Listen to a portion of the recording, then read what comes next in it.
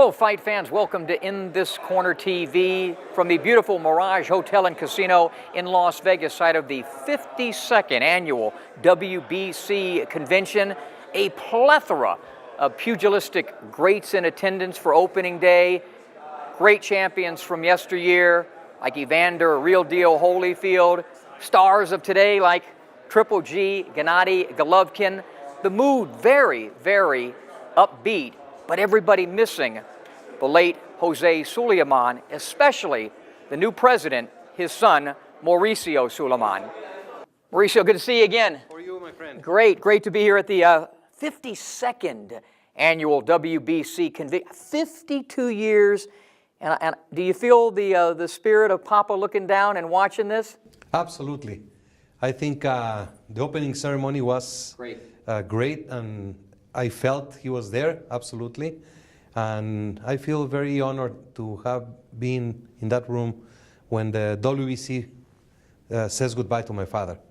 The annual convention was always his biggest moment of the year. He was able to meet the commissioners, all the people who work every single day from around the world to accomplish what the WBC has been set as a standard, and it was just simple and just very emotional. He was like ubiquitous for me because it seemed like every corner I would go around walking at, there he would be with, there would be Jose with somebody, so he certainly is missed, but his spirit is still felt, and you guys are doing a great job. Tell the fans, the boxing fans, what this convention means to the sport.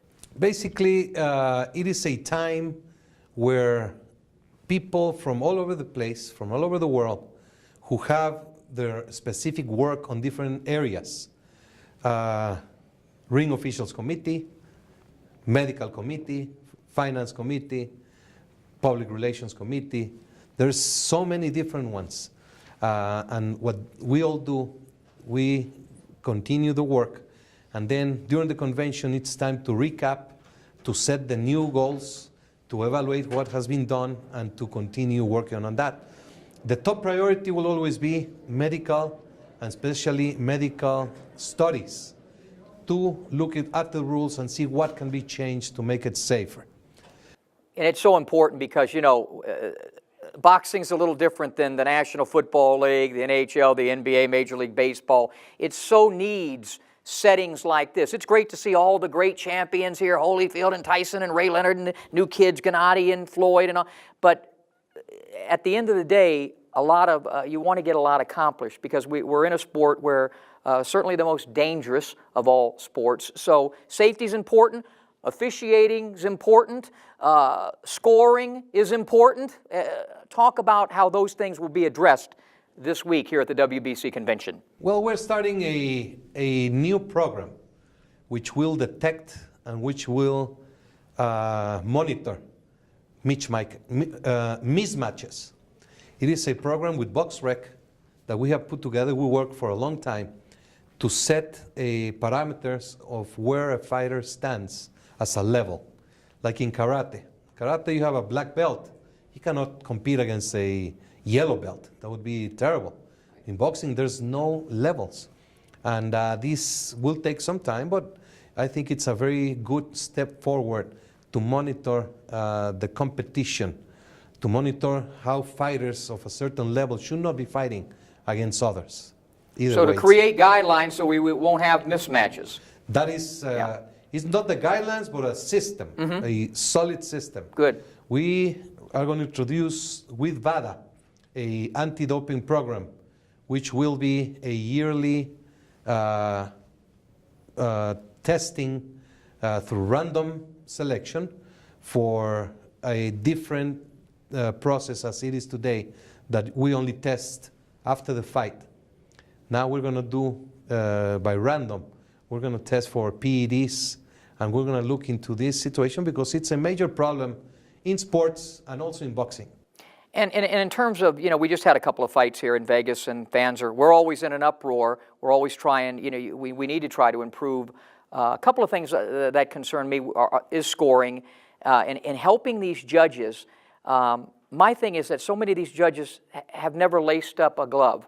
and I don't say that you have to be an ex-fighter, but when you don't understand the skill and the ring guile and the craft that's going on, we saw it in a fight with Herrera. How do we improve the scoring? Well, it's a delicate situation. You have to look first at the appointments of officials. What we have in our rules is that the officials have to be from neutral countries.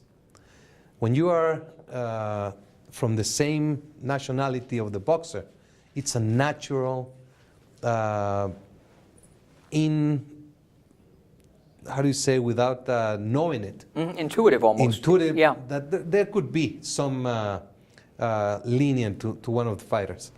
Second, we're going to just start ranking the officials. We have done a process. We have come up with a first list. There's going to be ranking, and every single performance is going to be evaluated, and you will receive a grade. Yeah. So it's a process. We've been working on it, and we cannot be accountable for fights that are not WBC fights.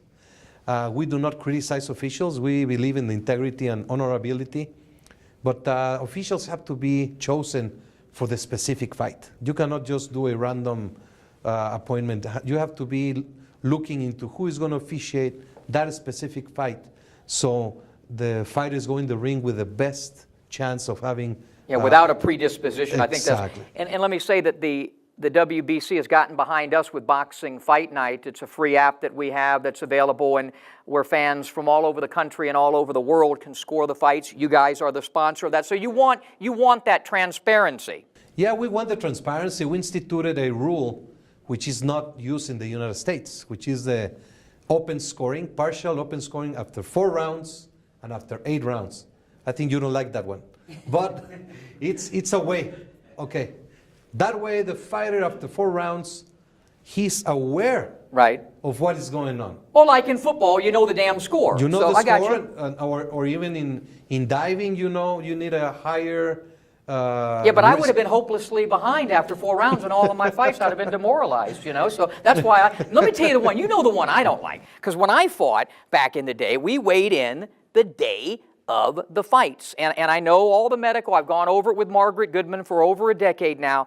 But it's backfired because these guys are rehydrating 20 and 30 pounds, and then you're fighting a guy 4 divisions higher. Or is that going to be something that'll be spoken about this week, you think? Of course, to ratify it. The weigh-in, the weight situation is the most crucial, important for safety.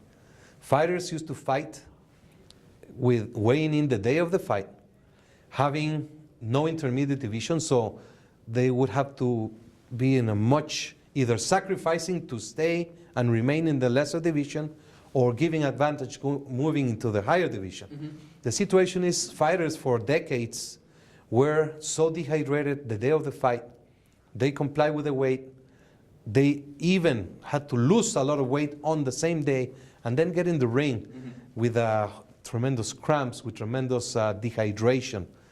Your body produces 1 pint of encephalic fluid every 24 hours. When you're dehydrated, this fluid is not there. So if you don't allow those 24 hours to get the fluid back to the brain, it's dangerous.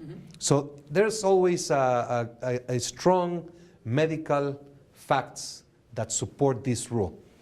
I understand, but all these cases about 20, 30 pounds, they're not as often as we think. There are specific cases like Julio Cesar Chavez, like Gatti against Gamache, but if it's not a general. Of course, fighters are not fighting in the specific division. They all gain weight. If you weigh in the same day of the fight at 10 in the morning, what makes you think they're not going to gain weight by fight time? So I didn't because I was scared. I wouldn't eat. But what about having them, you know, which has been talked about, you know, you weigh in the next day and you just can only gain a certain percentage of weight overnight, so it would be a more even playing field, and these guys wouldn't be tempted to take advantage of it. What we're doing, we are educating the fighters. We are explaining the advantage of, or disadvantage of gaining too much weight, because if you gain more weight, it's not an advantage. It backfires. So if you're responsible and you watch what you eat after the weigh-in and what you drink, because all that fluid that they put in, it's just making a bulk. It's not really something that would give them an advantage. All to the contrary, they're heavier. And there's no relationship that the heavier fight wins the fight. All to the contrary.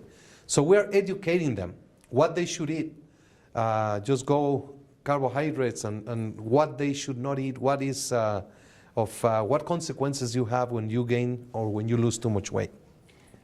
What can we expect for 2015 from the WBC, and what are you looking forward to? Well, we are doing everything possible to see Mayweather-Pacquiao. We have, when Pacquiao was knocked out, he came back, and the WBC rated him #1 to be the mandatory contender, and then he decided to go other way. So it's not Mayweather's fault. He's just fighting. He's not going to wait for the challenger. And Pacquiao is a great fighter, and they both want to fight. The WBC will not put any obstacles for the fight to happen. So we have left the welterweight and the super welterweight open, so there's no mandatory, no commitment that will froze Mayweather and would become an obstacle for the fight to happen. So we're doing that. Now it's a matter of them and the people behind whoever decides just to step up and give the fans the fight they want to see. WBC means a lot because they help the program. And when there's an opportunity, don't no one go anywhere without an opportunity. And WBC is one of the federation that stands behind their fighters. And they kind of wish that all other federation would do the same, because it's more money but more opportunities. But I guess if everybody take that lead with WBC, I'm telling you, the boxing would be a whole lot better game. Yeah, it's certainly unlike other sports. You know, I mentioned the NBA and the NFL, Major League Baseball, where the athletes are protected, not just when they're in the sport, but when they're after the sport. And that's something that in boxing, the fighters, aren't protected. Everybody wants to be with them when they're champ, or even but nobody wants to help them when their career is over. That's a big problem. Well, it is. And I think the WBC do a good job bringing other people in, other than athletes, because you have to be able to bring people who think a little different. You have to choose your friends by the things that you don't do well. And I think WBC doing that, and they bringing so many people in, and now they're getting the athletes to go out and help the kids and things like that, and things like that kind of bring people into it, and people start pitching ideas of things that they can do to help the fighters. In this corner welcomes one of the most popular fighters in the world, one of the best fighters in the world, Triple G, we'll call him Quadruple G, Gennady Golovkin. Yeah, good to see you, sir. Let's talk about, first off, this WBC convention that we're at. How do you feel like mingling with all these current and even former champions? Yes, absolutely. I feel it's great. Just big day for WBC family. A great convention. I see a lot of great champions. This is an amazing day for me and for everybody. What I like about the old time, and if Ray Leonard's watching and Hagler, don't get mad at me because your guys are my age, but they want to meet you, guys like, Hagler and Hearns and Sugar Ray Leonard. Who do you want to, or who have you met that you've enjoyed meeting? Oh, I respect a lot of great champions, for me, I love boxing, I love different style.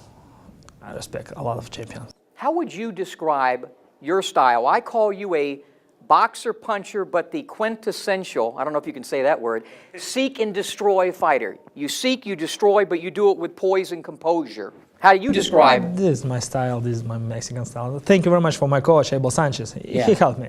He opened my eyes for profi style.